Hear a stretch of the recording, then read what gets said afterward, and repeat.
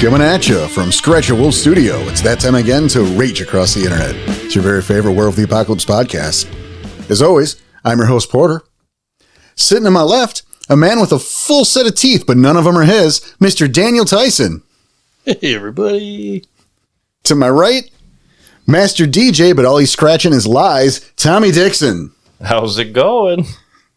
Gentlemen, how are we doing?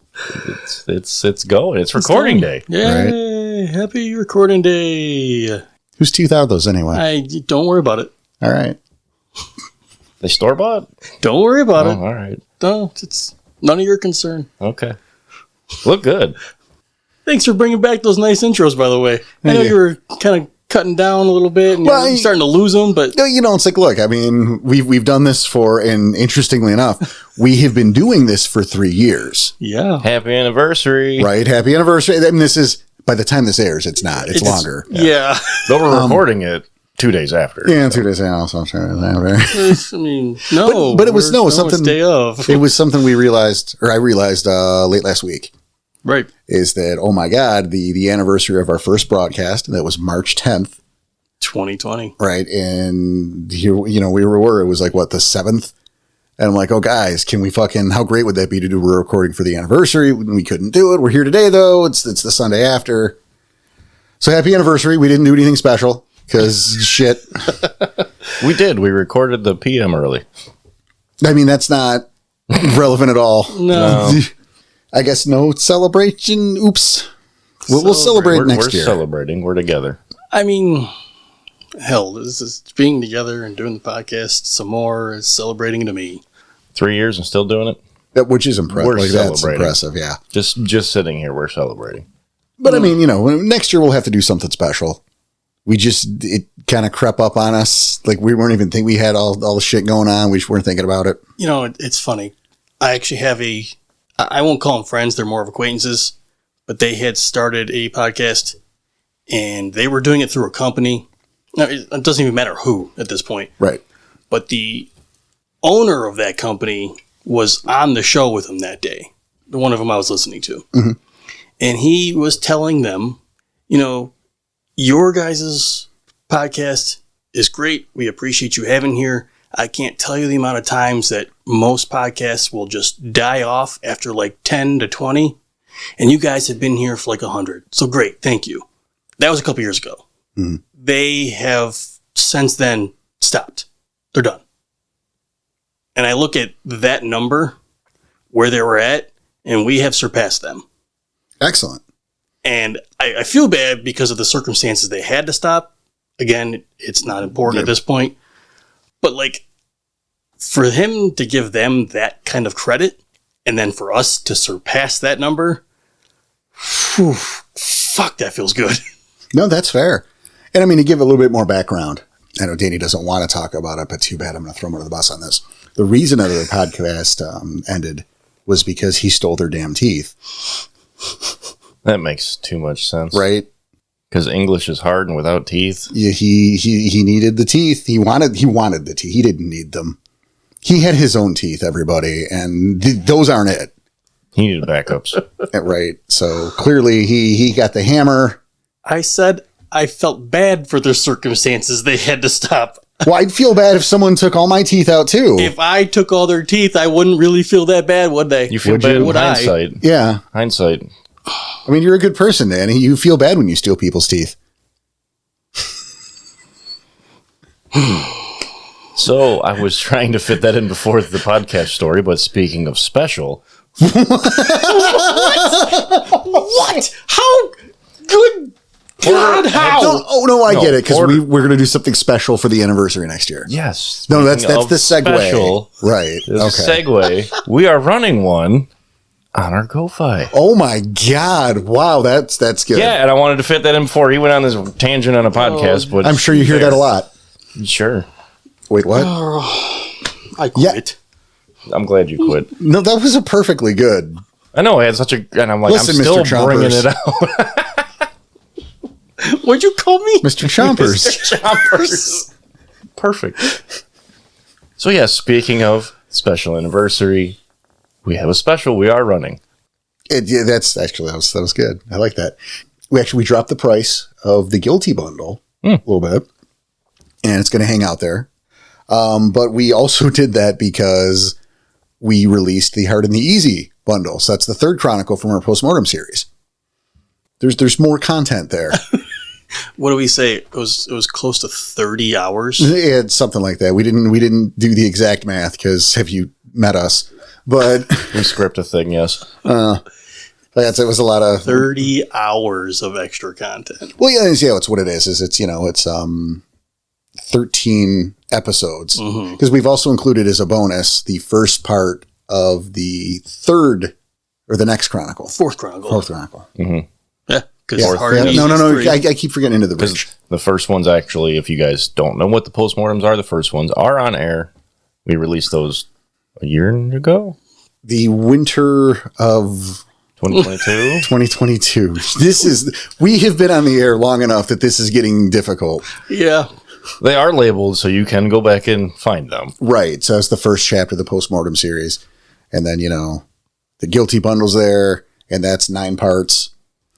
And then the Hard and the Easy, however, It's 13 parts. well, it's 12 episodes. Oh, that's right. It's 12. But we added the bonus of the first chapter of Tangled Webs, which was February's postmortem. Mm-hmm. So, if you're interested in getting that bundle, you have last month's. You're not going to miss a chapter if you sign up to our Ko-Fi, get the gold tier, so you get the postmortems, and you won't have missed a chapter if you do it. I hope this airs in March. I was going to say, oh shit. Because You can make this one jump if you have to. Sure, and if it doesn't, we can always extend that. I can add another month to it. Okay. I don't, the idea is so people don't miss a chapter because we've heard that before. Is, it's like, Porter, I'm really interested. I want to get the postmortems, but I missed the first 3 months of the Hard and the Easy. So We'll work with you. yeah, I can't get I don't want to start in chapter 4 of a thing. We understand. Yeah. And that's the thing. If you joined midway through on chapter 3 and you don't want to buy the whole bundle because you own half of it, let us know. We'll work with you and we can buy up what you don't have. Yes, we did the same thing with the Guilty. That's true. We had people who joined up, found us, discovered us, found out about the, I think it was Patreon at the time, but it's Ko-Fi now. And was like, hey, you have the bundle out, but I own half of this already. Well, it's like, okay, well, we're going to make you pay for something you already have. That's not how we do. We'll work with you. Just let us know. Case by case, it's pretty simple. One of us. Yeah. Most likely, if it's either Tom or me, and we're just going to pass him off to Porter anyway. Yeah, probably just hit me up. Yeah.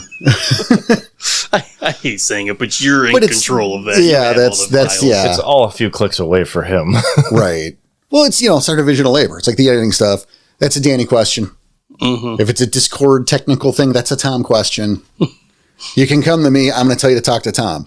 That's how it's. Yeah, it's pretty much that's how that goes. Yeah. Yeah. It's like we have our division of labor. But that's it. So the postmortems, the Guilty, the Hard and the Easy, both bundles are there. Or if you just really want to support. Yeah. I mean, there are the tiers you can join that come with those, bonuses. Yes. Bonuses. We'll just give them bonuses. Presents. Yeah. It's our way of saying thank you. And of course you got the Moon Silver tier, which is the NPC of the month, which we're going to have to talk about that again soon too. Because we're getting those requests in for that we have been kind of talking about halvesies for like a year and a half now. Right. We're like, I finally have to finish that conversation. Talk about like groups. Right. Yep. Yeah, little bundles by pack or something. I know what you're saying, yes. Yeah. Oops. We'll get around it. It's a thing we've kind of been talking about for a year and a half, but have not had a full, honest fucking discussion about. Coming soon. Because again, if you met us, hi. We're Rage Across the Internet. Hey, we put on a good show. We try. I think it's a good show. I agree. I wouldn't be sitting here if it was bad. I mean, we're 3 years on the air. I was going to say, that's kind of our evidence right there. It's 3 years and still running. So Right? It's our junior year. We just found out that standardized tests are bullshit and mom doesn't understand us. That hits home a little hard. I feel very attacked right now. I need an adult.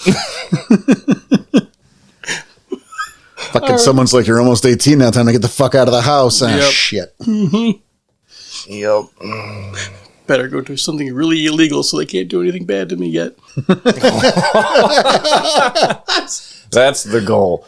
No, not endorsed. Right, and now's the time to not get tried as an adult yet. No, Sweet. no, not endorsed. Just kidding. Says the guy with a mouthful of teeth, but none of them are his. Oh, man. And again, if this is the kind of content you want to support, Oh, boy. Oh, that's enough shilling for us. right, that's Yeah. ko-fi. / Rage Across the Internet. Boom. I'm sure there's a .com in there as well.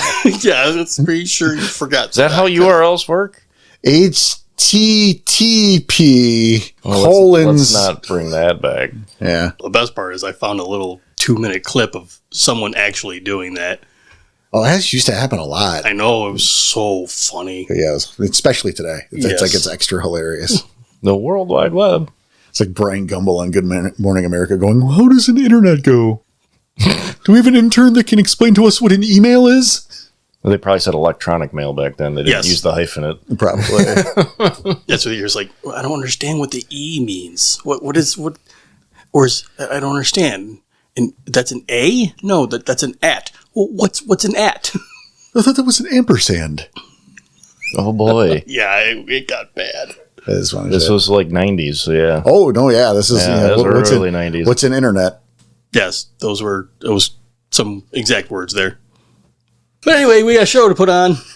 This isn't it. What's going on the internet?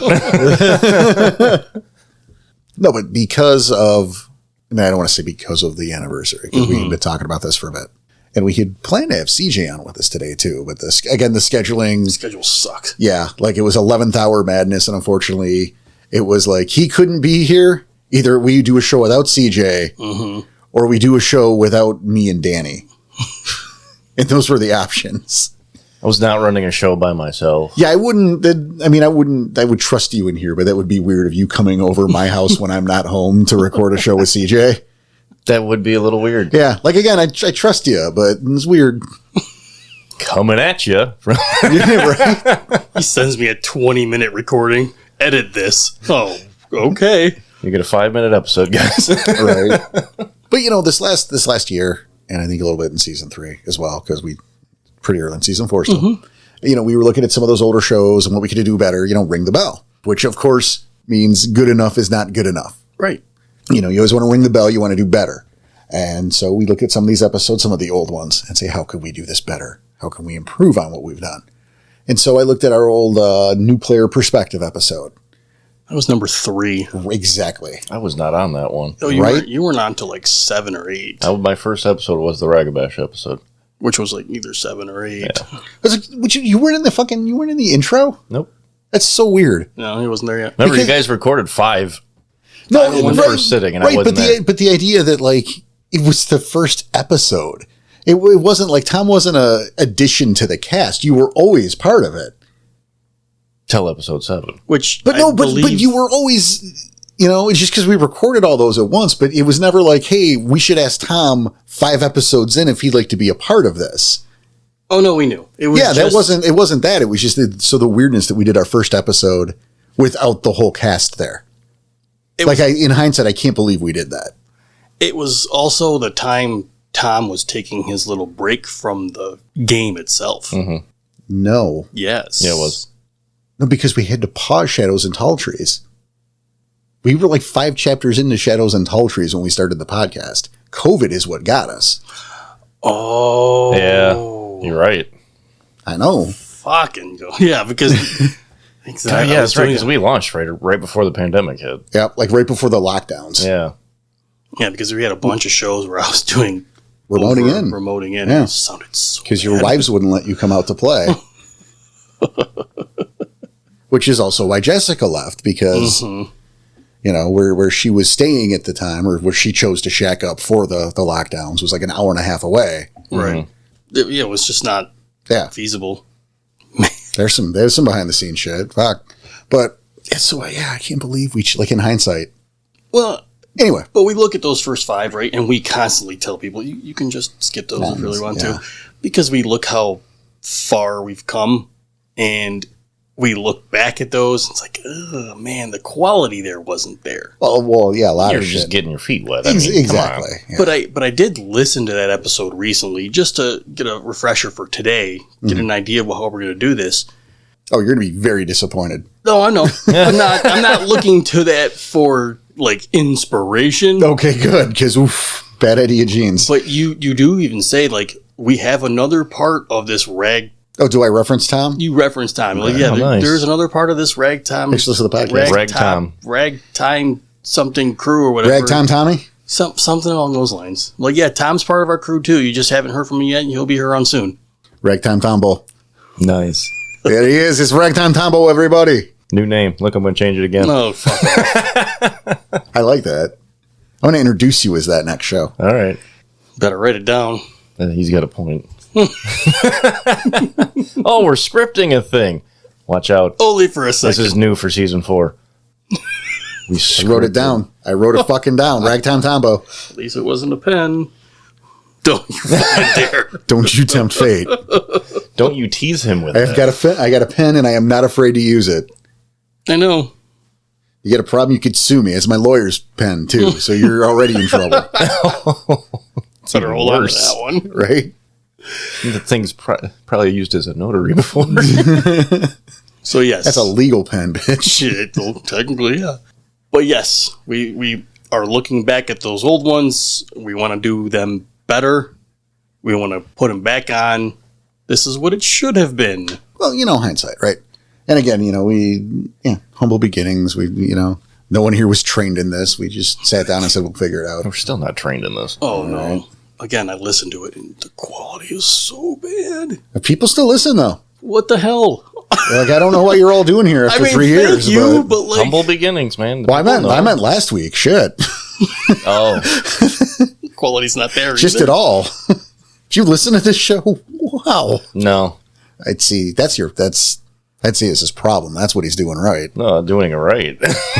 I look at like even those first, let's call it first 10, and you're listening, and I can hear like the air conditioning turning on. Well, let's not break anybody's glass on this, because No, there might no, be no. people who go back and link and are hearing that. And so now you bring it up, and that's all they're going to hear. And I'm not throwing stones. You're You're throwing stones at us, so it's fine. I guess I'm throwing them up in the air and Yeah, not we're catching them. talking about. Yeah, we're talking about us. It's okay. Smacking yourself in the face. I'm just saying it's funny to hear it from then until now, and to hear that different quality. We've definitely come a long way. I'm happy with what we've been doing. I think we've been getting better all the time, and I don't know how that is on a scale, but I'm glad we're here. I'm glad everyone else is here too. Yes. I want to take a second and thank not only all of our backers, which, a couple minutes ago we showed for that. So if you want to be a part of that, you can. But just people, even the people who don't, all of our listeners out there, we want to thank you for it. Thank you for being on this journey with us and somehow putting up with our nonsense. A long time. Right? Like however many minutes this has been, we've gone Too many already. Yeah, right. We've already gone nowhere, and you're probably listening to this banter and enjoying it. So I'm glad to hear it. And if you've been sticking with us since the beginning, kudos to you. Right. Our hats are off to you. And if you haven't lately, drop by the Discord and say hi, because we definitely miss you. Yeah. And if it's your first one back in a while, we still miss you. If it's your first one, your first episode is today, we don't miss you yet, but show up and then leave for a while and then come back, so we will miss you. No, don't do that. We don't want to miss you. We want to see you all the time. Well, then what Danny said. But so, anyway. Just guard your teeth. Yeah, this guy. Also your bones, because Andre's like lurking in the halls of our Discord. Andre likes the bones. Andre will fuck you up. This is Andre Skeleteeth. She will take your bones. She earned the Dean name. Right? So anyway, we decided we'd go back and do this with a new player perspective. And I thought that would be, like, you guys aren't really new players anymore. Not anymore. So it's not like a remake of that episode, but it is inspired by it, because here's the thing, as we all know, we have the Let's Play series going. And while that has been going over many, many weeks at this point, for us, it's only been 5 games. Oh, yes. So these are still new characters. You know, again, not to you guys because you're hearing it once every other week, but we're gaming once a month over the course of like 5 months. Right. So yeah, each of those, I think the first set was 2 episodes, and every other set so far up to this point in time has been 3 episodes. So that might be 6 weeks to you guys, but that was still within a 12-hour span of us. Mm-hmm. Right. Whew. So I thought, you know, that would be a great thing to focus on because these are your second characters. Mm-hmm. And that's weird enough. Right. So I thought a nice look at that, the contrast between those. You know, there's meat here to talk about. And we've seen a lot of people on our Discord who have come in who have never gotten to play a game of Werewolf. And that's kind of... That sucks. That's sad. kind of sucky, yeah. But we're glad to help change that. Yeah. You know, we had a group recently form on the Discord, you know, and it's a whole group of people. And I think only one of them Has played before? had any practical experience with the game.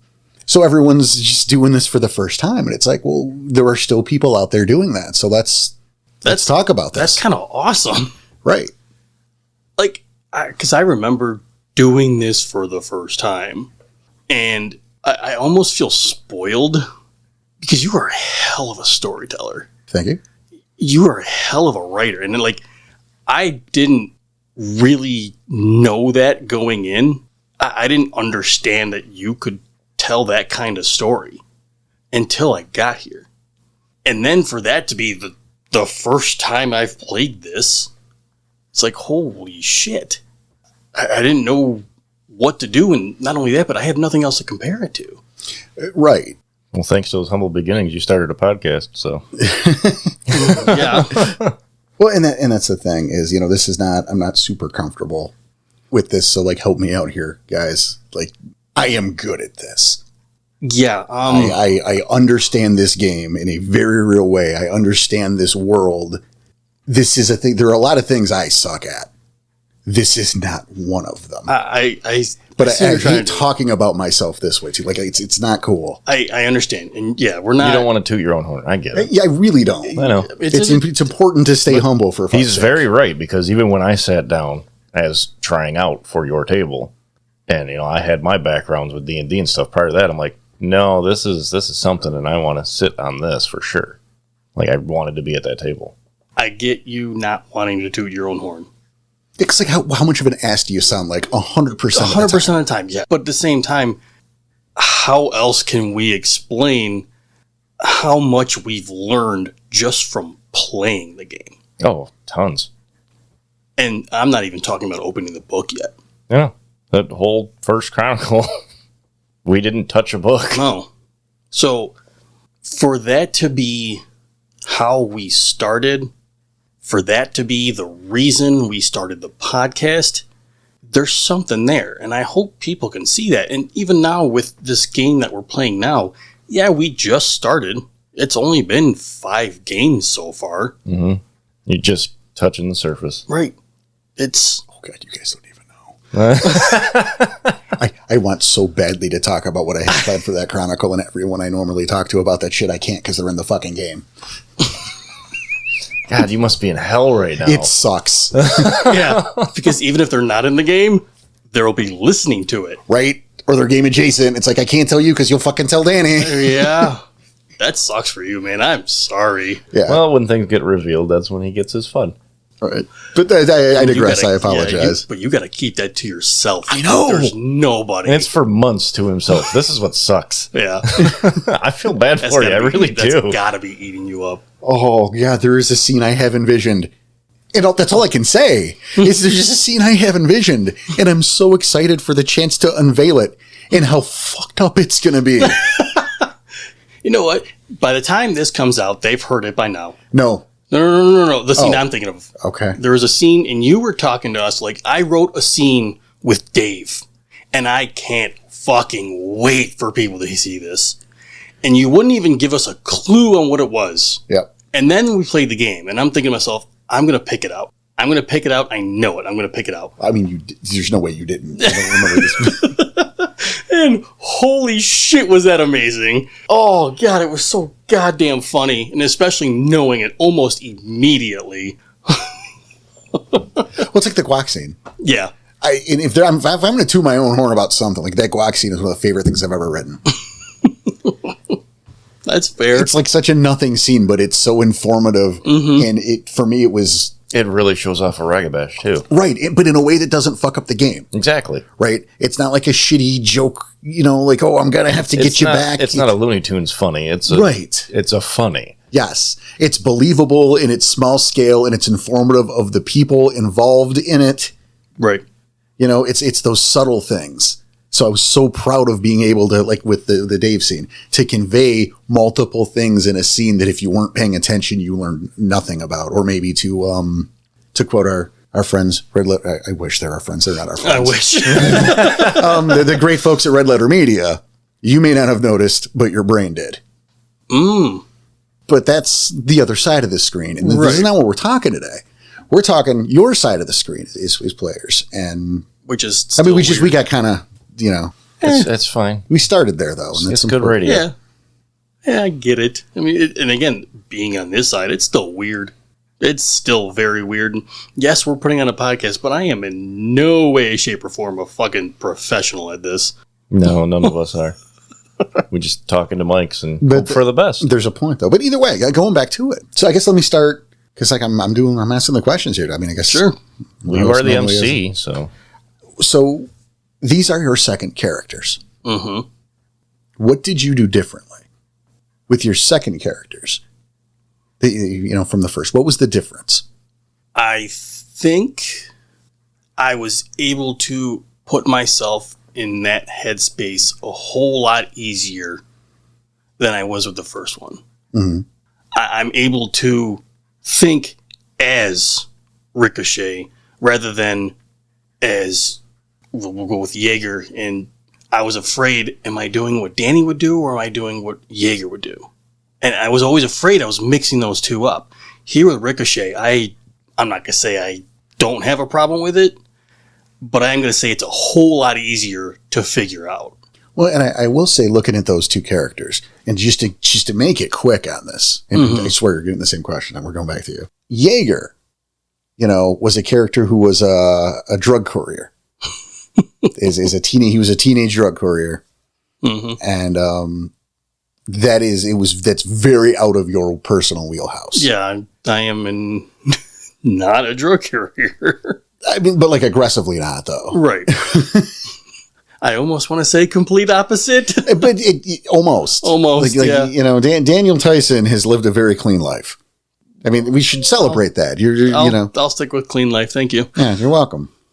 I guess we'll go. You're not a fucking, he's not a fucking saint, everybody. But oh, fuck no. But he's not white boy Rick, okay? Google it. Well done. Which really should have been the inspiration. It should have been, yeah. But I didn't even think about it, though. Well, neither did I, but neither here nor there.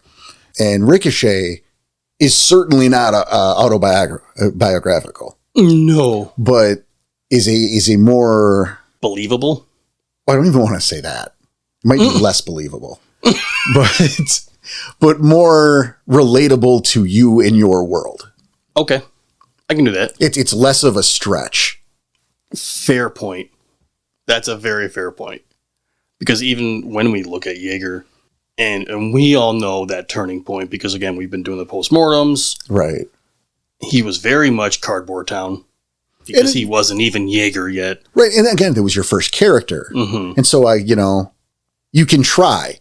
Right. Like I could sit here and as we've talked about Cardboard Town, we've talked about ringing the bell, we've talked about, making that a real person, a 3-dimensional character, but you're still just starting. Right. And there's nothing to relate to. Right. Like, you're not doing the Tour de France with the training wheels on. You could. But you're not. And that's kind of that situation. Like it's admirable to try. Ringing the bell isn't about being perfect. It's about doing better than you have before. It's about not settling. Right. So you're doing it, but it's, it was your first character. You're not performing miracles. It's okay. I almost see it as in Jaeger again being the first character and second character. Because again, we look at those turning points and he's got a couple, but they're pretty close to each other. Mm-hmm. where he turned in from a nothing character who really was just there to now he has a purpose. But see, I mean, that's growth. I mean, that's a side effect, I guess. It's part of the game. You know, that's I would go so far as to say a coordinated effort between the storyteller and player. Oh, yeah, I'll give you at least half credit on that. Well, and it's not even that you're looking. I'm looking for that, but it's, you know, there's a little. It's like there's a little dance going on there. Right. Because, you know, I'm writing the story and presenting these opportunities, but you as a player ultimately have the choice to go with the story and let the character evolve based on his experiences through the story, or you can be obstinate and put your foot down and go, no, I want him to be King Arthur, so he's going to be King Arthur regardless of what happens to him. That sounds even more boring. Well, I mean, don't do it. And you guys didn't, but... Let the character grow. Right. But there are people out there who say, you know, I want him to be John. I want to make John Wick. And but you're starting at the start, so you're not John Wick yet. And you've decided, you know, he's going to be John Wick. This is the path I've decided for him, regardless of what the story would have molded that character to be anyway. You know? Well, then you just wrote a rank 5 on his ending days. That wouldn't be that fun to play. Probably not, but I think there are people out there who just, they want to play the character that they want to play, and they don't want to open themselves up to letting the story drive the character, let that character grow naturally and organically and become maybe something they never intended. I can't tell a player that they're not allowed to play the character they want to play. I mean, I am as a storyteller, but you do that before the game starts. I can see it if you're doing more of a short couple stories. But if you're in this for the long run, look, for someone who's been doing it very short amount of time compared to most who've been listening to this show, I don't recommend that. And not at all, especially, again, if you're in it for the long run. The growth is the fun part. That's the most meaningful part of this story, of these games. I'm with him 100% on that, because it's the same way that I wrote both my characters, is I wanted to keep them quite vague at first, to let their growth really shape them into what they're going to be. I want to see how they play out. Like, I have how their mannerisms are going to be, how mentally they're going to think, but as in what they're going to future become, I have no end goals for them. I want that to naturally come as the stories progress. And I think that's the better way to do it. Now, and to go back to the original question I asked Danny, Tom, what did you do differently? What was your headspace between the two characters? You mean I actually wrote something this time? You wrote something the first time. It got thrown out, essentially. It got heavily assisted by you. It did. Oh, it's because I wrote crap. Well, I wrote myself. Basically. That's exactly what I did. My first character was myself. I wrote it as close to me as possible so I could enter myself into this world without having any hiccups. It's easier to relate, though. 100%. That's why I did that as my first character, instead of taking a leap like you did with something that's not comfortable for you. I went with, literally, this is carbon copy of how I grew up as a child. This was me. This is what I did. Well, there was a few little twists to make it a little World of Darkness-y, but I could 100% relate to Ghost. And I think this is interesting because we have the two examples of like what not to do. And I mean, then the best way, you guys leaned different directions and just a little too hard in those directions. Yeah. Where, Tom, you did something that was comfortable for me, and it's probably a good idea to write. I'm sure it's very common, too. Right. To write a character with similar traits to yourself, especially in the beginning, to help you ease into the world, to help you relate to that first character. They're a lot like me, but you don't want to go too much into biography territory. Right.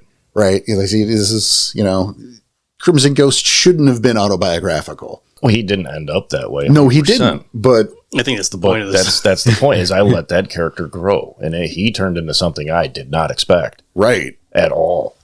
Right, and that was heavily assisted by the ST. Right, and let's assume I didn't do that. It would have been Cardboard Town.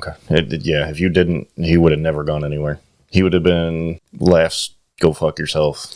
Well, in a big problem with what would have, and we were talking about what would have been, right? Like I can just fucking Look at the timelines, man. But no, this character would have been nothing. Right. It would have stayed in cardboard because you, at that point, you've attached yourself so much to this character. There's no separation between what you would do and what Crimson Ghost would do because you're basically the same thing, which is not compatible with the World of Darkness and with Werewolf the Apocalypse. Right. Ooh.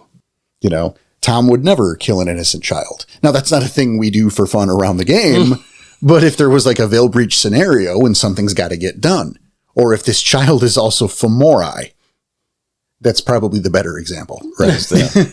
That's the example Things we're going happen. with. Yeah. I just pulled a thing out of a hat. Things happen. You have to go in Sometimes you gotta extreme, I understand. Right. But here's a 12-year-old Fomori. Well, Maybe it's just fucked off its parents, Well, I'm not killing a child. That's abhorrent. Well, and that's for the record. That is the right attitude. Don't kill children, people. Killing children is bad. Yes. But in the World of Darkness, as a Garu, faced with a Fomori who happens to be like a 6-year-old boy, that sucks. And that's going to be great fodder for character growth and development. But ultimately, while Tommy Dixon isn't going to murder a child, Crimson Ghost is going to have to kill the Fomori. He knows what needs to be done. Exactly. Right. And if you are too close to that character, if you're just playing you see the problems that's going to create. Right.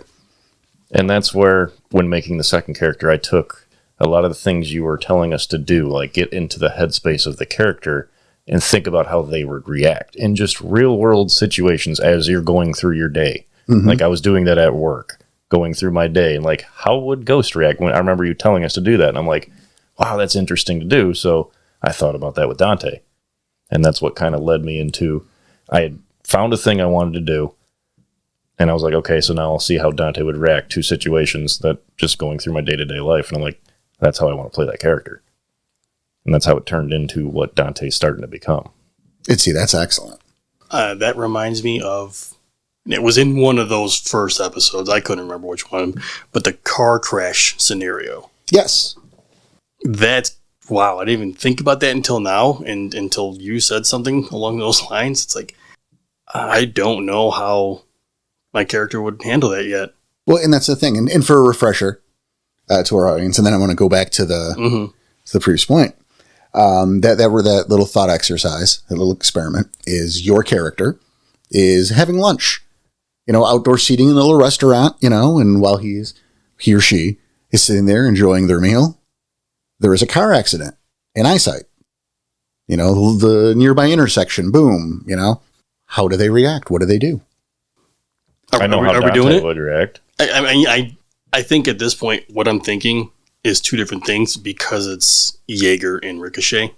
You're still struggling? I think so. I think that's what's messing me up here because, again, we're putting me in the spot for a quick second. That's fine.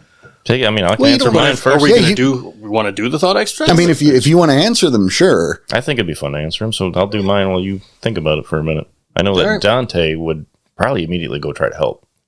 He's very in tune with trying to help others.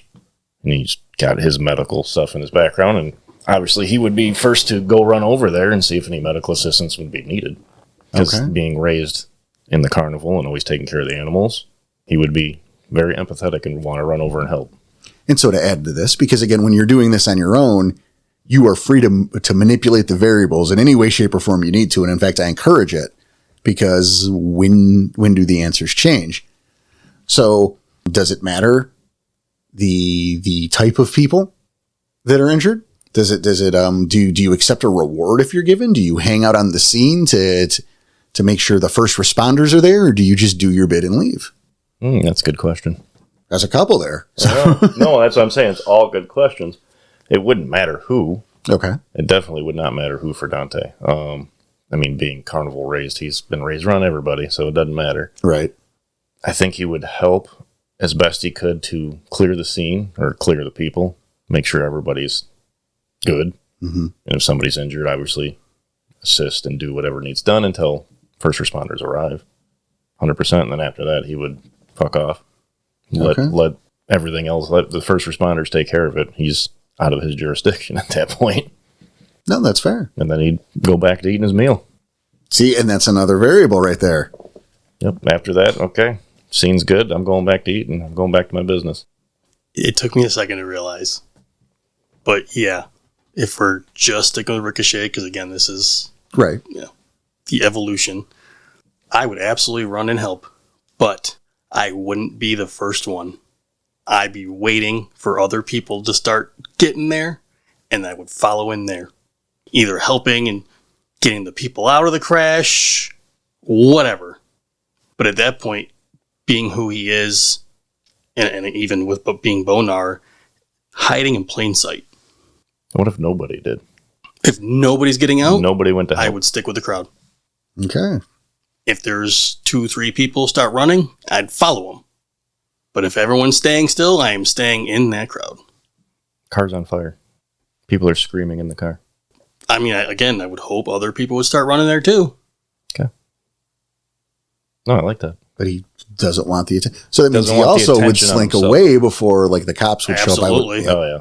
Wouldn't accept a reward. Nope. I wouldn't even be there long enough to get it. Fair enough. Yeah, I slinked away before a reward would even come in. And see, like I'm hearing these and I'm thinking I was going to say, what would you would? Let's not talk about Jude. What about Far 4? Oh. Who would probably order another glass of wine. He would. And He just would sit back watch. and watch. Yes. Yes. You know, you guys haven't had the whole skinny on him yet, but this man has seen some shit. Mm-hmm. And a little car crash with some peasant humans is not something that he's overly concerned with. We're still young Garu, though. No, Obviously, no, of course. But as Dante progresses, that might change, but as he is now, that's what he would do. and these are things that also factor in, but this is the things like these are good thought experiments, especially when you control the variables. And again, now to go back to Jude for a second, because I realize Far 4 is a bad example because he's so fucking jaded. You actually gave the Jude answer back on that episode. No, I know. And this is why, but it's also episode 3 and we can listen to this one instead to cover it. Well done. Is that, you know, you look at those variables and it's, you know, when I asked what type of people matter, like I wasn't like going racial or anything. I was actually going class. Yeah. Because Jude would not have helped for the beat up Ford Escort crashing into a gremlin. Nope. But if like a Rolls in a limo, Oh, he's there 100%. yes. Why? Because he could take advantage of having saved their lives. Mm-hmm. These people now owe me something and they have something that I can use. They have social status that I could use. Yep. Yes, Right. Not only that, 100%. but- and most likely they have resources to get whatever he needs. Right. He's not doing it to care for humanity. He's doing it because he will be able to take advantage of a situation. Mm-hmm. And I'm still looking at that as Dante's still got humanity in him. He still wants to help. Well, this the thing is there's no wrong answers because it just informs who that character is. Oh, I know. And that's what I'm saying. You're also talking Jude, who's been in the nation for, same with Far 4, been in the nation for it, so they're going to... Right. They have different outlooks. different outlooks. This is still fresh, changed characters, so they still have the humanity aspect of them. And this actually is a great stepping point because I wanted to go back is where we talked, Tom, about the dangers of getting too close to your character, you know, in creation, like they're making a character that is just you. We go back to Danny, who was the opposite side of that spectrum, who made someone so fucking different. and I think because of this, you know, this is me with the stethoscope on a little bit, just a little. You made a string of decisions starting out as Luca Drake that were not something a human would ever do. I don't remember these. Interactions with like Zoe Dante, Oh, choices in dialogue that you know, and I'm not trying to pile. I know, like I see you're a little embarrassed. I'm sorry. You were a brand new character, but this is the point though. This is the learning thing. most of our listeners don't know what actually went down, so it's fine. Yeah. I get, well, it Look, doesn't matter. Yeah, don't Anyway, worry about it. This is the learning opportunity. This is, you know, hopefully, and I double down on that because you just mentioned sometimes you have a little, you know, disconnect between Ricochet and Jaeger, is that but Jaeger and Luke are the same person. For those of you who don't know, that might have confused folks. Yeah, So, maybe a little sorry. bit. He's had many a name changes. Yes. But so with Jaeger, you went a bit sometimes, and I think it was because of that disconnect that you couldn't relate to the character's backstory. So you were thinking, well, how would this kind of person say this? Mm-hmm. Because you went too far. So you would say something that like a human wouldn't. You definitely learn, though, because you never did that again. Well, I mean, it would happen every now and then. Like sometimes, I'm sure it still happens once in a while. right? Like, and you've seen them where like you would come out super heated, or you would come out just awkward. Like you didn't throw a verily in there, but you almost did. Or sometimes aggression when you shouldn't have been mad at all. Right. I can also say I am not a very quick-witted person. If I normally want to say a thing, especially the more important things, I need a second to think first. Well, that's fine. That's not. You're not on trial here, Danny. No, but at the same time, when it comes to this game, I don't have that second to think. Well, you do. You can. You can. Yeah, pause. it's hard as just holding up a finger and going, "Give me a second." Shit. But I try and stay in the headspace of someone else who doesn't have that second to think. And I look at Jaeger, who was hot-headed, wasn't thinking. And there were times that showed. Mm-hmm. But kind of my point. But that's the luxury of the game, though, is you can take that second to think with that headspace to make sure that you are reacting at that quick-witted, whatever it needs to be. But sometimes I take it too long, take it too far. And now with Ricochet, I do that, and sometimes I do it on purpose. And we look back at the end of 4-3, and we had that discussion afterward, right? And our little quarrel with Ricochet and Dante, I was making some of those decisions on purpose because he was getting that rage higher and higher. I don't think I took a minute to think about how I was going to react in that situation. Right. I'm like, well, you pissed Dante off, and I know how he would react to this, but should I had to think about it because I was still kind of thinking about Ghost. Ghost would have just shrugged it off. right. Dante, no, not the way I have him written. If somebody's starting to piss him off, you're going to know about it. But like as I was gaining the rage, I see it like he's getting that hot-headedness is just coming out more. Ricochet, at least, not obviously not Jaeger. But when he uses that, he can calm down for that second. So again, sometimes I'm doing it on purpose, more just quick reaction than stop and think. Well, no, I think that's good as a player choice, and especially if you are in character, that should be fucking great. That's fucking second nature. That should be. But I'm talking about in your beginnings, and sometimes, there was a great was like an example more recently where we had just done, I think it was the end of chapter 1 or the beginning of chapter 2, rather. Okay. Where we had just done the postmortem. Yeah. And it was a big episode. That chapter was a big one for Jaeger. Yep. So you had come into that with Jaeger's headspace. and you were overly aggressive and you were suspicious and phrasing things in a way that a human being in that scenario never would have. Yeah. Because you were coming from such a different angle. And again, I think that was a result of that character being so far away from what you were used to, that you kind of were overcompensating. I agree, yeah. So you want to find that sweet spot is the point of all of this. Right. Yeah, so we had recorded postmortem, and I was still in that headspace of Jaeger. And then in less than 10 minutes later, we had CJ and Mel on, and we were about to record for the game, for the show. I was still in the headspace of Jaeger. Yeah. Which is now Oxtoff doing postmortems prior to the show. Right. Yeah, we're not doing that anymore because of that. Yeah, it was a bad mistake. Yeah, I mean, look, not insurmountable, but I mean, I think it's a great example. And again, these are the cautionary tale of creating a character that is just being you. Because that doesn't give you any creative freedom and ends up ultimately limiting you because you're working off of you, right? Not a character, or going too far away from what you're used to where you end up maybe overcompensating and making mistakes because it's unrelatable to you. Right. No, I'm just happy that you assisted with Ghost because that character went places I'd never thought it would go. Well, I was glad to do it. And I mean, I think that's something too. I'd ask how you feel, but we know how you feel about it. But Danny, let's hear you as well, because I also made some executive decisions about the future of Jaeger. Like an arm. Yes. Which literally was the best thing. I agree, but I also made an executive decision and just did it. Yeah, without. But there could have been repercussions to that. There was a ballsy move. Yeah, he could have not taken it and ran with it. Right. So, I'm more interested in Danny's feelings on it than my decision to do it. I'll honestly say it's because I have 100% trust in you. Well, thank you. And we look at it now, he wouldn't be who he is now if he still had the arm. Correct. The missing arm is such a huge part of him. And not even to physically look at, but constantly proving himself, constantly trying to make a name. And it doesn't matter what he does, it's never going to be good enough. So he's always trying just to prove a point. And then we look at it and I think we've even mentioned before, you gave me an out. There was a short story, it's in our postmortem coming up fairly soon. Within a couple months, I'd say. One of our next postmortems. Right.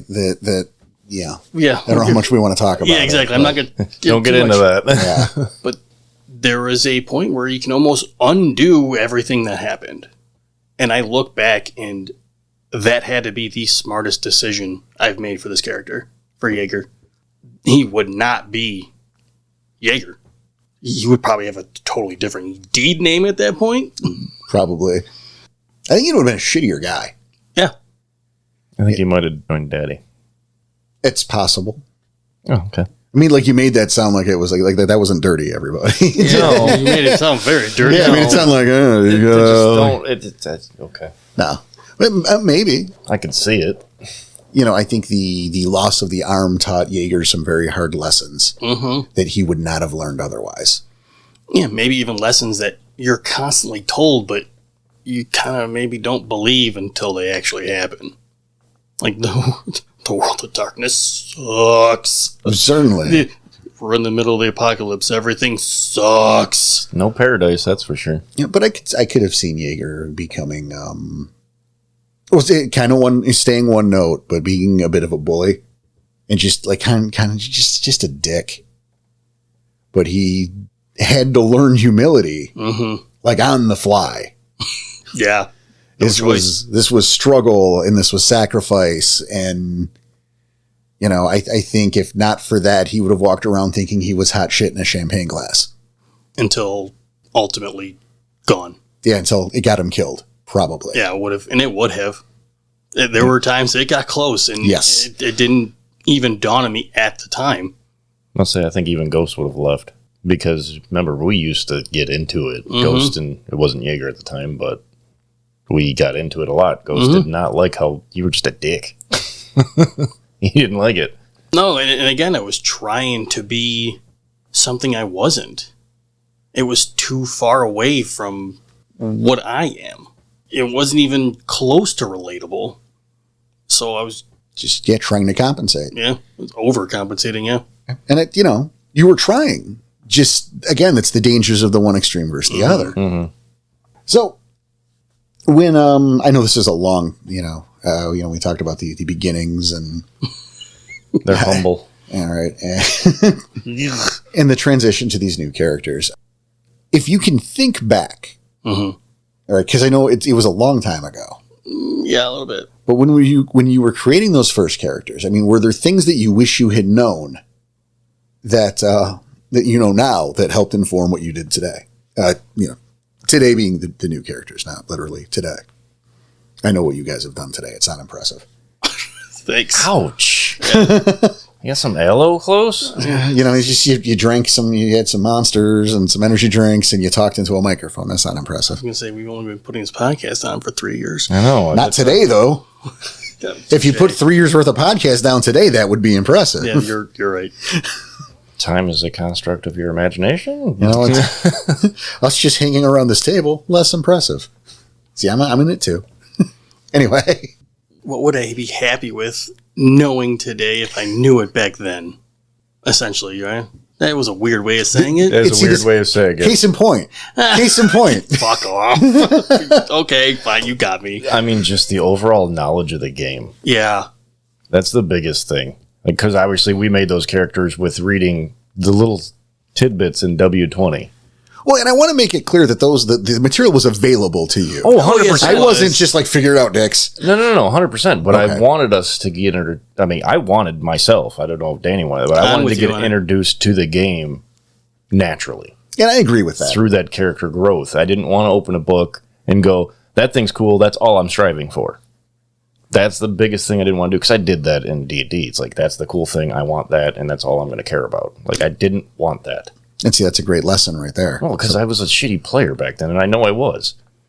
Remember when I tried out for it and I was telling you the horror stories? Yeah, you almost... almost didn't make the table. Yeah, you almost did not get an invite.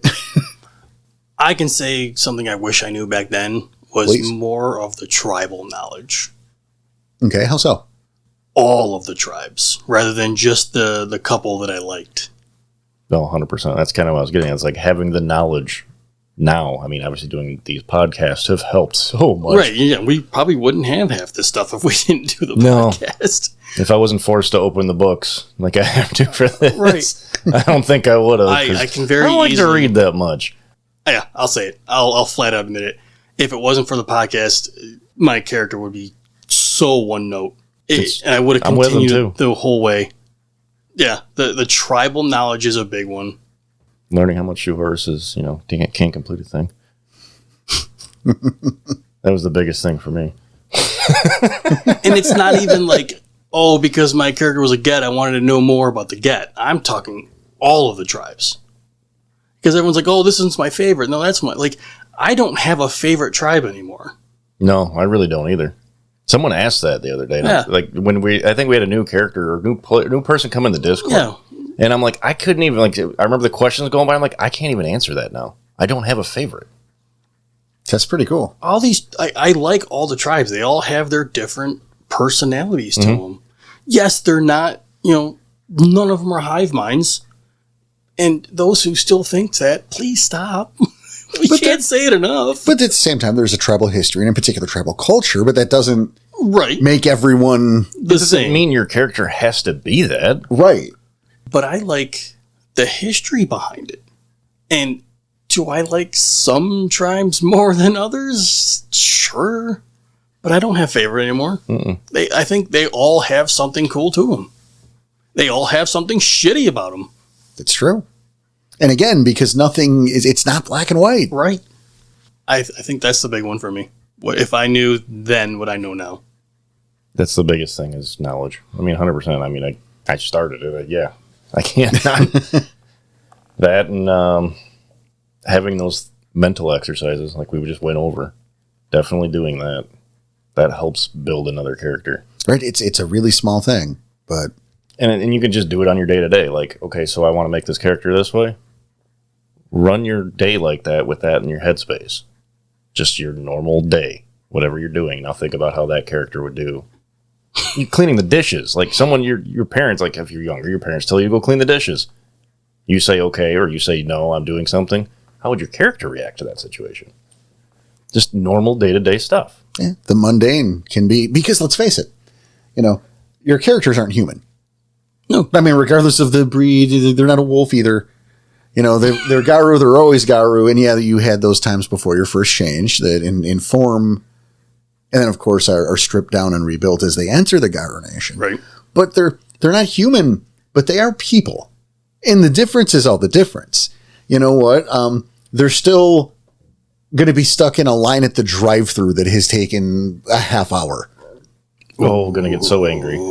Right? Do they stick around? Are they going to be shitty at the box or at the window? Are they going to drive off? And these are small things, but these are things that are relatable that will happen in your world and it's happened to your character. Whether or not it probably shouldn't be the focus of a chapter or maybe even a footnote. That depends, but See, and that's a fun exercise because Ghost would stay, but Walks would drive the fuck off. right. But these are things that have happened. Mm-hmm. There was, funnily enough, weirdly enough, cracked.com. Remember Cracked magazine? Like the little brother, or the discount Mad magazine? Yes. They had a YouTube channel that got kind of big in the early aughts. maybe a little late. It wasn't the early aughts. YouTube wasn't around in the early aughts. For a while ago, right? Mm-hmm. And they had this particular program, a couple of shows they would put on there. Like it's not a thing anymore. But one of their little episodes of this show called After Hours was these, they discuss scenes in movies that must have happened. Oh, that's interesting. Right. And then you can find this shit other places probably on the internet. I mean, I'm sure you could, yeah. Yeah, there's no internet. Yeah, there's no original ideas anymore. It's fine. But stuff like you talk about The Godfather, right? And the horse head scene. Well, like he woke up with the horse, right? With the horse head. But that means that Tom Hagen had to have gone to a hardware store and bought a saw to cut the head off. To sneak back onto this compound in the dead of night, cut off this horse's head, and then drag it upstairs to put it in between this guy's legs while he was still asleep. All of that happened. Yeah. They just didn't show it. It's fucked up when you think about it. Right. Can you imagine him at like the Home Depot trying to pick out a saw? Someone comes up to ask for help. What would cut through a femur? Right? Like, there's a tree in my yard. It's roughly the strength of horse bone. What do you suggest? Oh, he's got like 5 saws in front of him. He's got to pick out which one it is. Right. At that point, buy all 5. But yeah. But, that's a thing that had to have happened for the story. So it's stuff like that, like just because it's not in the game doesn't mean it didn't happen. Oh, I can see it. Like there's like the McDonald's is burning. And then you have, we'll just say Ricochet walking towards and he's the only one not caring about the McDonald's burning. They're taking too long at the drive-thru.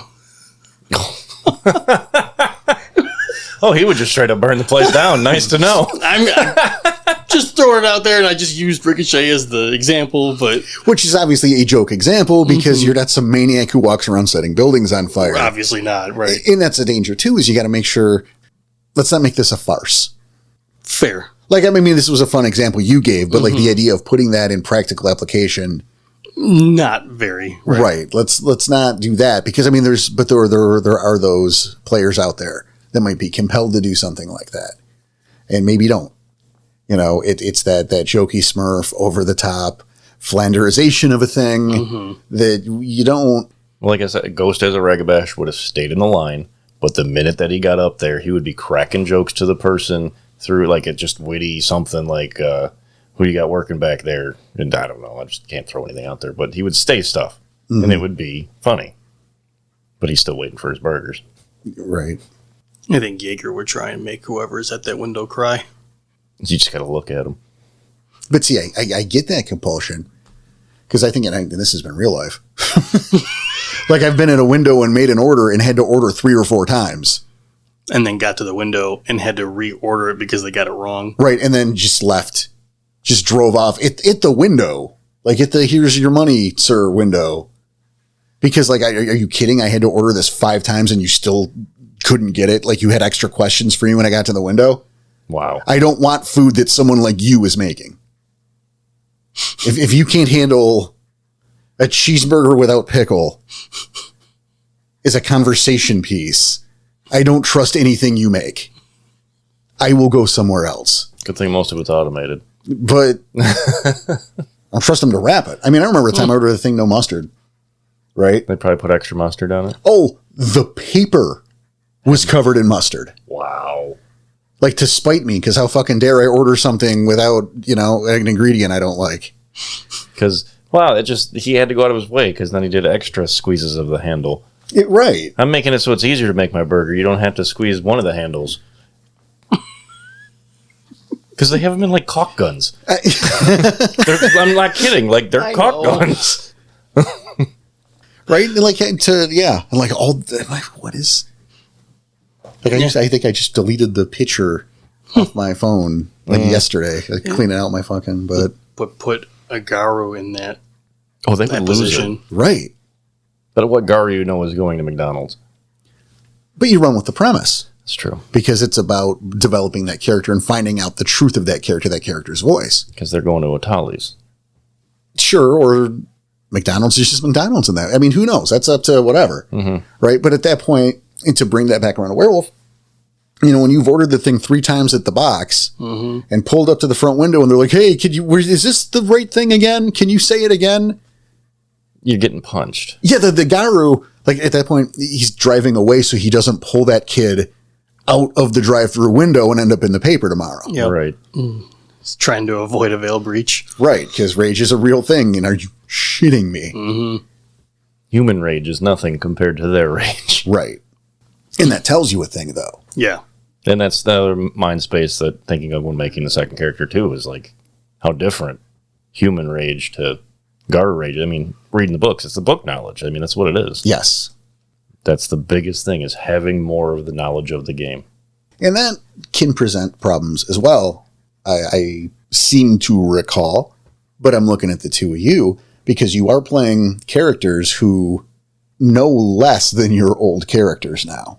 Right. And, you know, in the last few years, you've gone to know exponentially more about this game while playing characters that know exponentially less than even the last characters did. That's becoming hard. Yeah. That's what she said. Tell us more about that. No, it is becoming hard because it's like, okay, I'm obviously way out of my comfort zone because Ghost was my comfort zone. He was very home, like on grounded, very in the real world. Now I'm going complete opposite, spiritual, moving all the time, and it's just holy crap. And then obviously I have a lot of my knowledge of the game.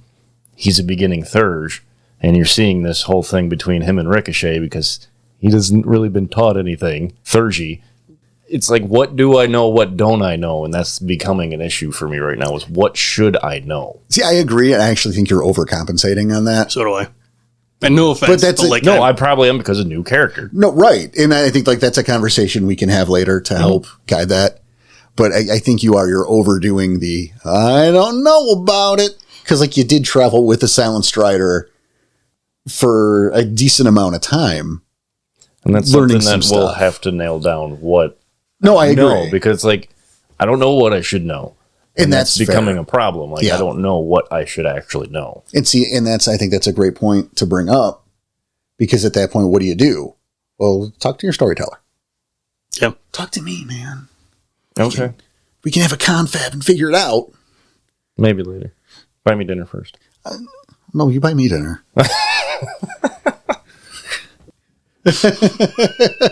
Well, you, Tyson. No, I agree. It's how much should I know compared to what I already know? And Yeah. it's, look, there's even stuff that I know to the game currently that I'm not supposed to know. So there's times where if you don't hear me talking and I'm just keeping my mouth shut, it's because I'm trying not to ruin the thing. I told you like one thing like 2 months ago. Yeah, but it's still a thing. I guess. Okay. But only barely. You're right, only barely, but it's still a significant deal right now. I would argue that it's just semantics at this point, but okay. I think, yeah, maybe now, yes. But the last few chapters, I'll take your point, but I don't think it's really relevant anymore.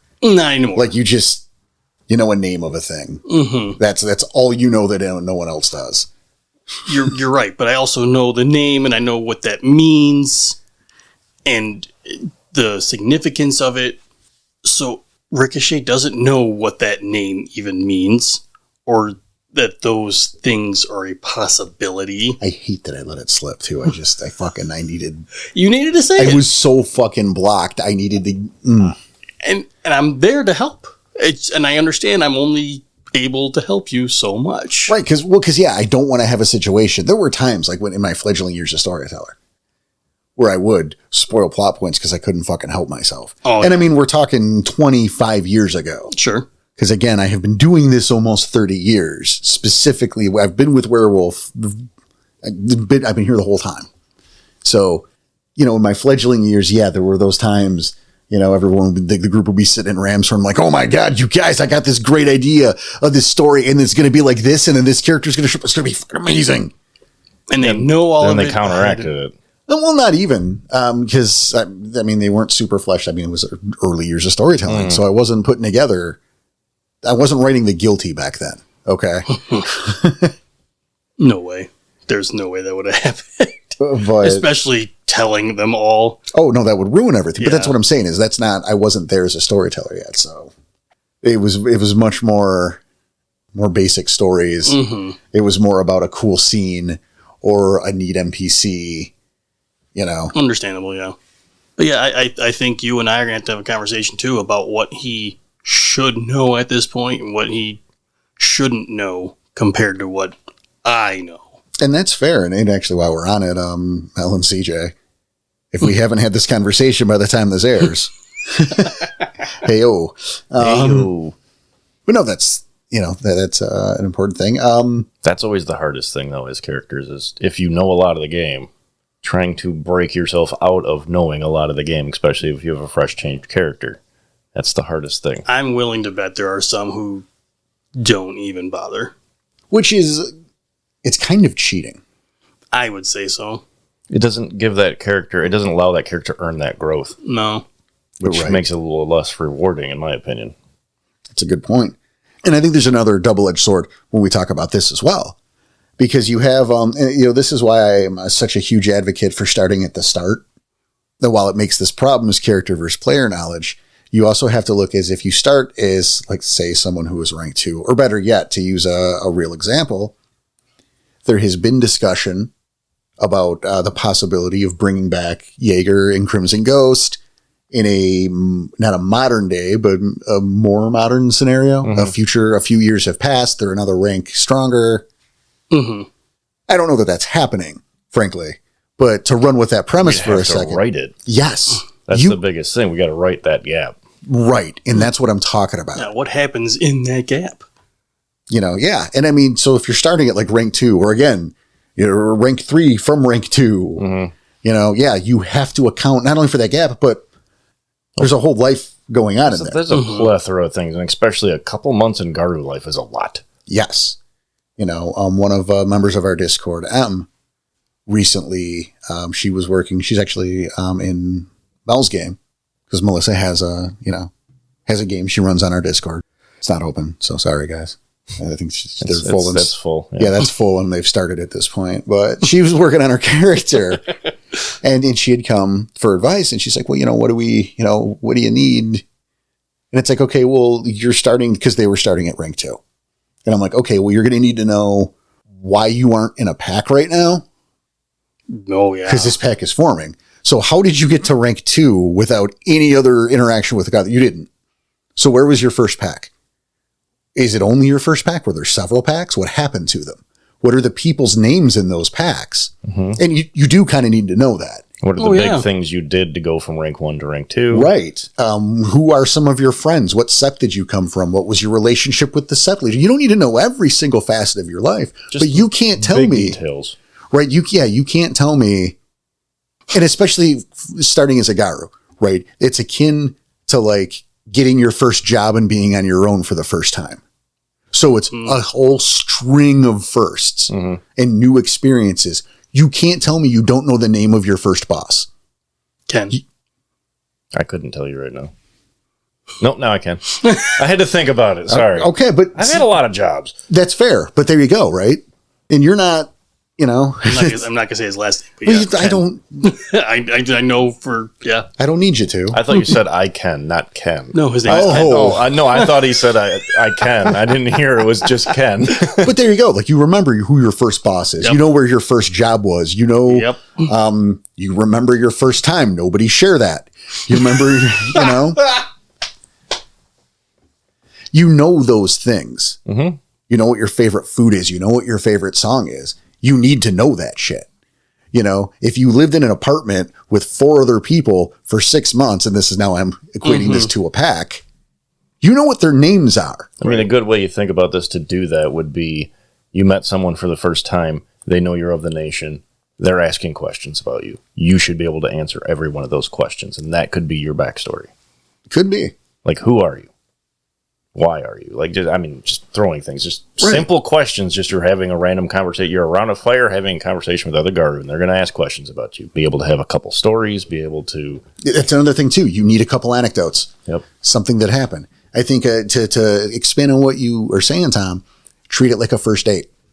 Yeah, there you go. Those mindless, those getting to know you type of questions on a first and maybe a second date, you should have the answers to those. Not saying write a book, but you should at least have like 3 to 5 pages. Yeah. No, I completely agree. You don't need everything. This is my first day of kindergarten. You don't need that shit. No. But, you do need a story or two about your time in the nation because you've been in the nation a few years, clearly. I'm a 20-year-old character, then you have been a Garu probably for 5 years or so. Right. Yeah. And like, if you don't want to play a 20, then maybe don't. Like, I'm sorry. I get, I don't want to play a teenager. Well, that aspect of it can be swept to the side by a solid storyteller very easily. It's true. That's should be less of a concern. But again, when you're playing a 20-year-old who is changing for the first time, that's a problem because we go into, the whole lunatic nature of it all. Yeah, that gets into the lore of you're super aggressively late changer and you're going to get mentally deranged from it a little bit. Yeah, that creates problems. It also creates problems when you're playing with groups who, if you're playing a 25-year-old character who is a Cliath, alongside a couple 13-year-olds who are Cliaths. What? Suddenly Chris Hansen shows up. With a pedo bear. Like, it looks a little weird, is all I'm saying. But it also cuts out that growth. Mm-hmm. Because, and it actually should, from a role-playing aspect, make things more difficult. Because when you're 25, first of all, you think you know everything, and you do not. Nope. You don't know shit. I'm sorry. I love you guys. I didn't realize how much I didn't know when I was 25. Same. Yep. No, I think every single person over the age of, we'll say over the age of 30, you thought you knew everything between the ages of 21 to 25, and you didn't know a goddamn thing. Right. Nope. I was having that conversation the other day with somebody. One of my younger friends are about to turn 30, and I'm like, dude, I wish I could be 10 years back with the knowledge I have now. He's like, I just want to go 10 years back. I'm like, no, you would wish you had the knowledge too. Right. Because trust me, you think you know everything. You don't. You're just about to turn 30. You still don't know. And I mean, hey, that fluctuates, but that's not, we're not. I feel personally attacked again. Good. I mean, I'm attacking myself at that point because I'm still learning to this day. I still don't think I know everything. As my grandfather used to say, the older I get, the less I know. Yeah. I like that. That's actually good. I like that. But I mean, that's the point too. But at that age, right? Generally speaking, you are so staunch in your beliefs. Like, you've got it all figured out. You know every goddamn thing. And now you're going to be introduced to the Garu Nation, which is going to ruin. It's going to fuck off every ideal you've ever had. Yeah. Which is why it brings into your mind is going to really take a hit on that one. Right. This becomes a problem with a group. Like, it can be a neat character growth thing, but it also can become very detrimental to a group because, again, the game is not about you and it's not about me. You know what I mean? It's about everybody. Together as one. Yeah. You could twist it to where maybe they were raised as kinfolk and they are in the nation, so they have all the knowledge, but... Look, there are ways around, yes. But ultimately we're talking about, we're speaking generally and not to... 25 years raised under humanity, and then all of a sudden you need to change to Garu. Right. Wow, that would suck. That's rough, yeah. Because it's easier to meld a young mind than it is an older mind. Exactly. Which is my point. Sorry, Danny, go ahead. No, I'm thinking, I'm wondering if that was kind of the point of the original idea and the lore behind this, why it happens around puberty. Well, it makes sense. And I mean, it's also not a novel concept. I mean, we've seen this, Stan and Jack brought this to us in the 60s when they unveiled the X-Men. Right. I mean, it's when all your hormones are in such crazy chaos that it's going to happen. That's like the best time for it to happen. Right. All the other changes going along with one's body. It's pretty on the nose, but there it is. Yeah. It makes the most sense. So, oh no, I'm playing a 15-year-old when I'm really 37. Which, and you say that out loud and it doesn't sound great. No, right, you just made that sound so creepy. Oh, man, I even used the word play in there. Oh, boy. Oh, Chris. Which I understand why it Chris becomes Hansen, that issue, yes. That is really not my address, I swear. 123 Help Street. But that's the thing is I always try to just eliminate that from my head. That Right. these are young kids. No, because once you change, just consider yourself that age. And that's the thing is Because you're aggressively growing up fast, especially Yeah, that was gonna be the next going into point. the Garu Nation. Yeah, you grow Right. up fast. You don't have a choice. you know, I don't remember if I've brought it up at all or recently. I couldn't even or tell you Dante's age right now because it's not important. It isn't important. Couldn't tell you. I don't remember. I've written it down, but it's not important, so I don't care. I only remember because we made a joke of it. Oh, okay. It was 15 and a half. Oh, yeah, that's a good joke. I forgot That's about that. right.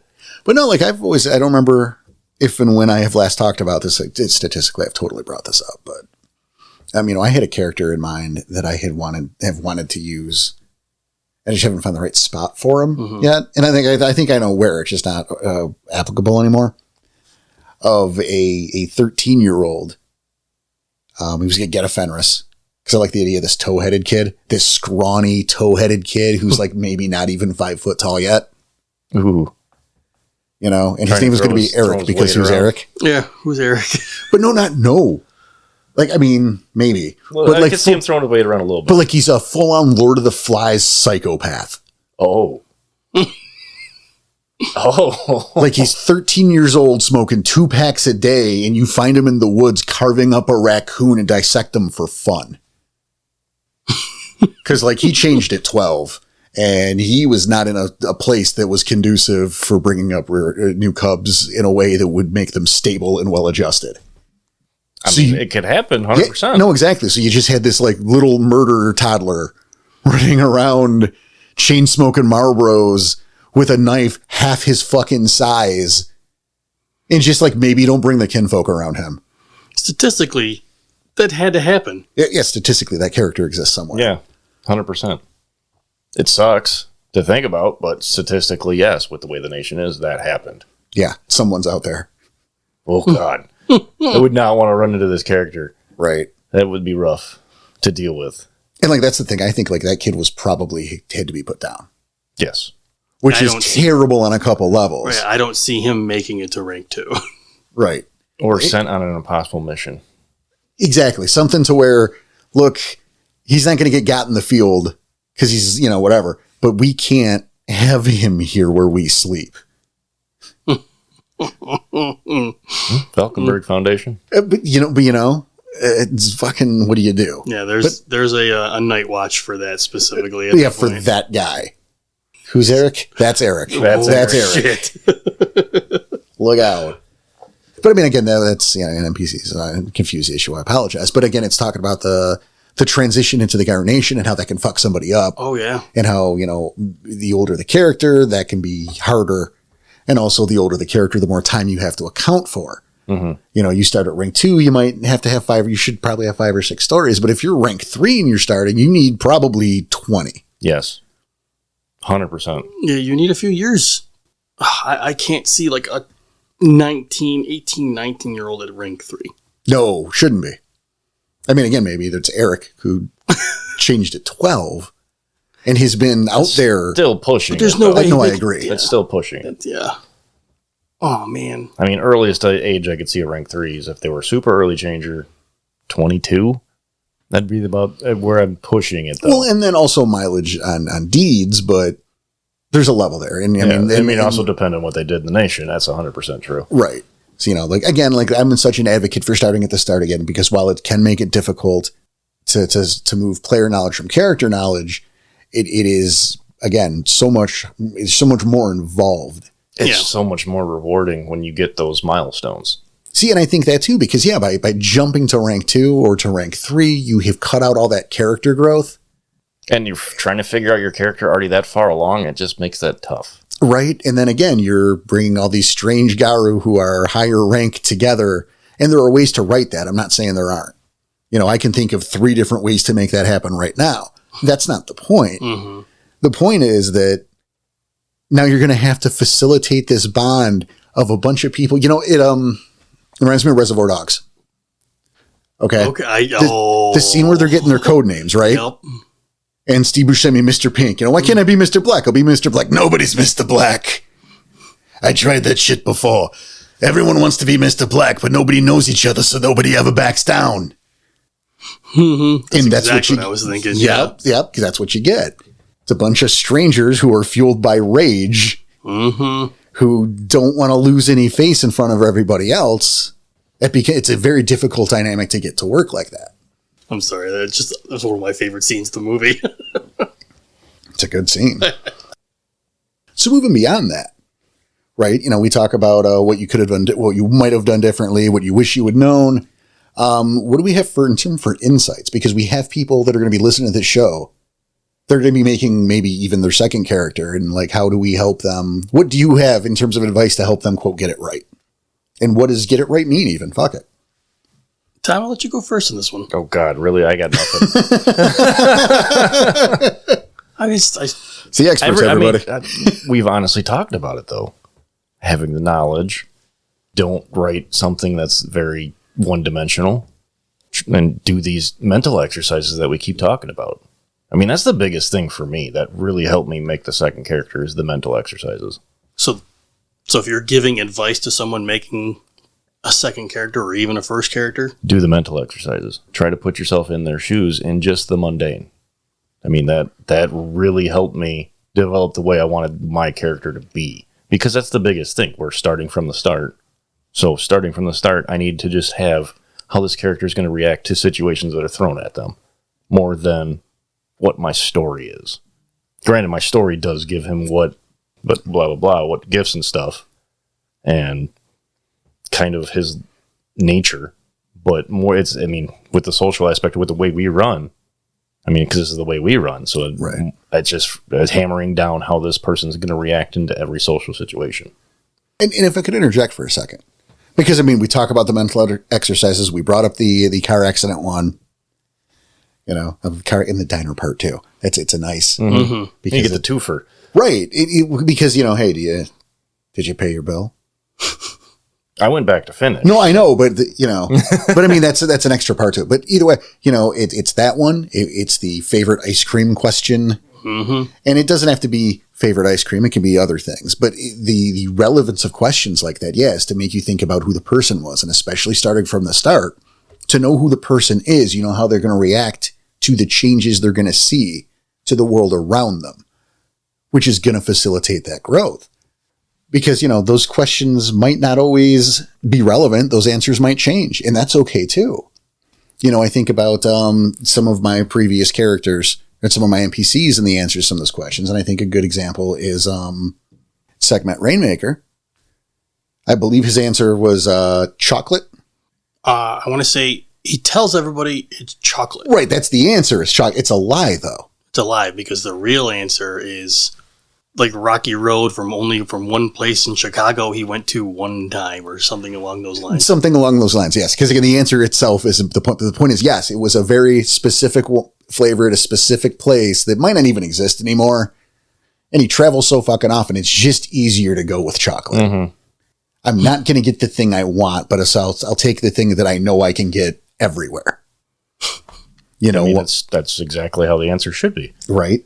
Meanwhile, you had the character Catherine, who we was just recently a postmortem. Mm-hmm. Or not a postmortem, NPC of the month. Right. Her answer was pistachio. Because it sounded more sophisticated to the adults. You remember. Look at this guy. I'm surprised you remember. But yes, because I remember reading that. Yep, it sounded more sophisticated. She wanted to portray. It wasn't the truth, but it was what she wanted to portray. Mm-hmm. And you can adapt that kind of thing to all sorts of stuff. Mozart's my favorite musician. No, it's not. It's pretentious, and you think that makes you seem fancy. And if that's one song, right? If that's what's in that character's heart, again, that informs that character. He's full of shit. He's about appearances. You learn that from an answer that simple. I can't even say song. It's name one ballad or whatever. I don't even know, because it's not songs. Symphony. So it's something. Name whatever their track. Called. I don't know what it is. It doesn't matter. It doesn't matter. If we're looking for insight, I'd say for the brand new player, never played before, you're about to start out, jump in head first. Fucking go for it. I think that's your best option. You're going to have the most fun that way. Head first. I mean, consult your storyteller, get some help, ask for advice, whatever you got to do, but jump in. Now, is someone making their second character? You're trying something new, trying to go a different direction the way in your first. Get the knowledge. get some of the knowledge first. Get some of that behind you, so you at least have something to go on. All right. I'll say as a storyteller, some advice. I was going to ask you that. Were you? Perfect. So yeah, as a storyteller, I would say things I don't like to see, or I would caution, again, going too close to who you are or too far. You find that sweet spot, find some, autobiographical traits or certain things that you can latch on to help build that first character, but don't make yourself. Agreed. Also, no gimmicks. Don't. It takes away from the character. Yes, make a person, not a gimmick.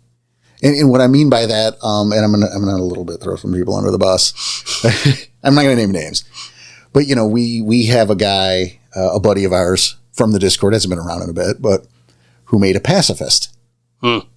That's so hard to do in the Garter Nation, right?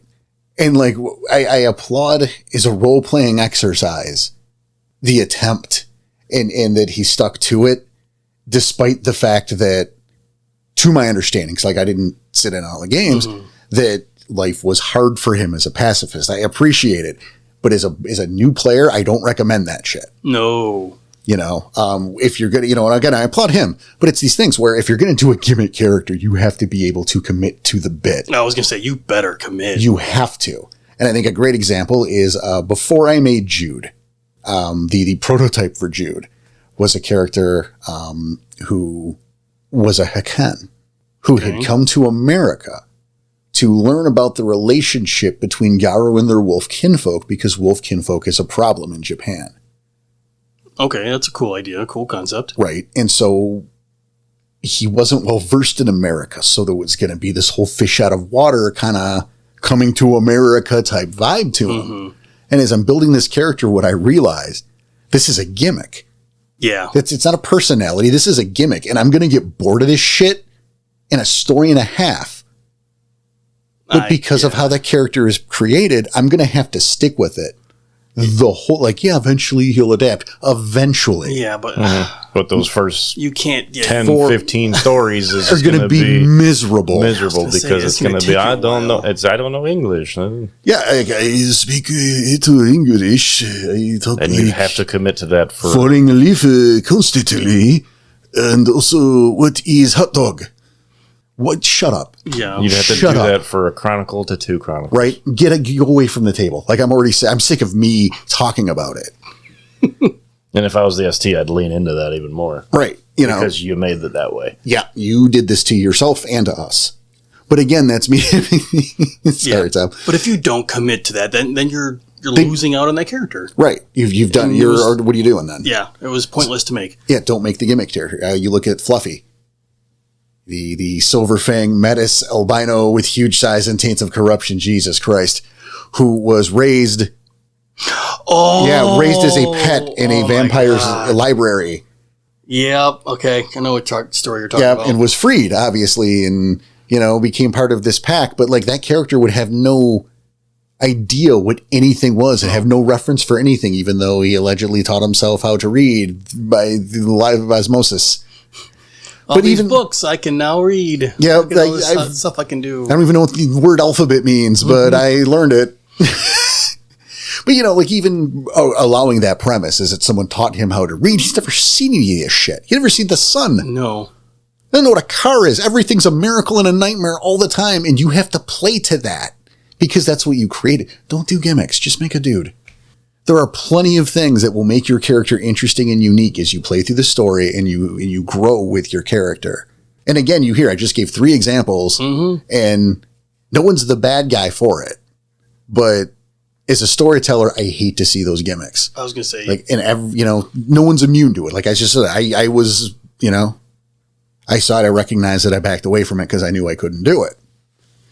But I also wasn't a brand new character or story, or, wasn't a brand new player. So for brand new players, I definitely caution this kind of thing.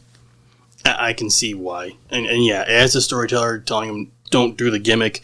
But I'll say don't do the gimmick because you're not getting the most out of that character. You're not getting the growth, you're not getting the experience, and you're not getting the excitement out of it. You're not going to hit those milestones for someone who is growing naturally. Because you're forcing that in a certain direction, and that's not what you want. Oh, I'm with that 100%. Mm-hmm. Well, I mean, I guess in closing, I'll say, because it is about that time. Yeah, it's close enough. Right? It is? Yeah. Mm-hmm. All right. So yeah, except for like maybe I hit a little too hard with the gimmick thing, but I don't know. So it was in my heart. I mean, it's just gonna, if it's a first character, that's gonna make it so hard to play that, and it might pull you away to where you'll never pick up the game again because you had to play it that way. I think you're right. I think for a more experienced player, could maybe give that a shot, but also I think a more experienced player has the wisdom to understand whether or not they're going to be able to commit to it. Mm-hmm. To go, I'm going to get bored of this. Mm-hmm. And hey, maybe you work that too. Maybe you work to do with the storyteller. I'm like, hey, kill him on chapter 5. I was going to say, if you could do it for a short time and that's the plan, fine. But it's a different thing. Yeah. But see, I think I'll end with, with building a character, right? It's Werewolf is a game of savage horror. There's more to say about that, but that's a different show. But this is a game, of savage horror. It's a game about the character. But ultimately, it's a game, just like every other story is about the characters. Right. I always had a problem with this. Well, what's it about? Well, it's about the characters, stupid. Every story ever is about the characters. It's about the life and times of those characters, about the journey they go through. That's what it's about, wherever it takes them. So keep that in mind when you're making your characters. It's about the journey. It's not about how badass you are. All right, there are other games out there that are all about how many dice you can roll and how big your stats are. The World of Darkness has always leaned towards storytelling. This is the story of your pack, how they began, their life and times, and how they will eventually fall. Embrace it, lean into the story, and let the story guide and facilitate the growth of that character. Go along for the ride. I love that. Go along for the ride. And that's why I was stressing, make sure you don't write, if you're doing first changers, don't write something so concrete as end goal. Right. Don't try to latch on to something as your end goal. That you got to let that come naturally.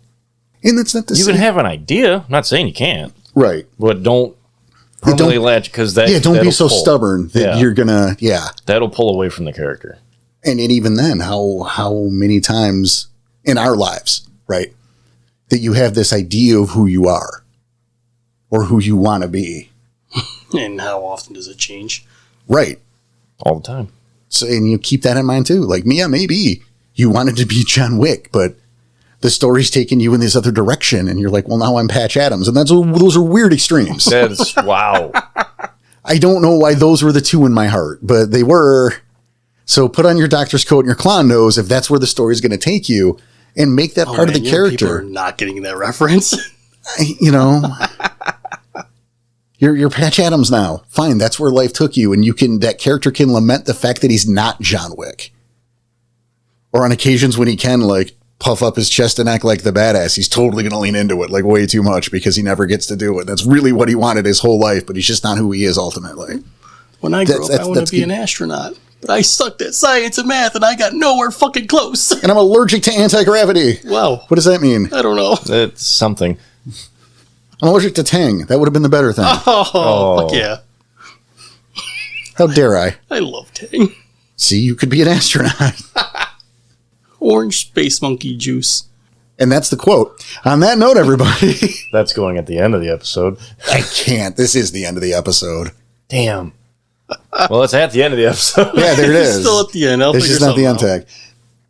But I think that's our show for the day. I feel pretty good about this. Hopefully that helped. Yeah. Yeah. No, it was good stuff. I mean, again, we're going back to those old ones. We're making them better. Yeah, we're being inspired. So, but on that note, it is that time. So, of course, I want to thank Danny, Tom. Thanks for being here with us. Absolutely. Wouldn't do it without you guys. Want to thank everyone out there listening. Again, it means the world to us. A special thanks again to all our backers who literally are keeping the show going. And yeah. Happy anniversary. Yes, happy anniversary. Here's Don't sound so excited when you say it. No, I'm it's very sentimental. It feels good. Okay, well, it's the way you said that. That's fair. Happy belated anniversary to those listening. Here's to, another 3. Fuck yeah. Theoretically. That's a long time. I know. Wow. That's future me problem. Yeah, right. So on behalf of everyone here at Scratch and Wolf Studio, I want you to take care of yourselves, take care of each other, keep your claws sharp, your head in the swivel. We'll see.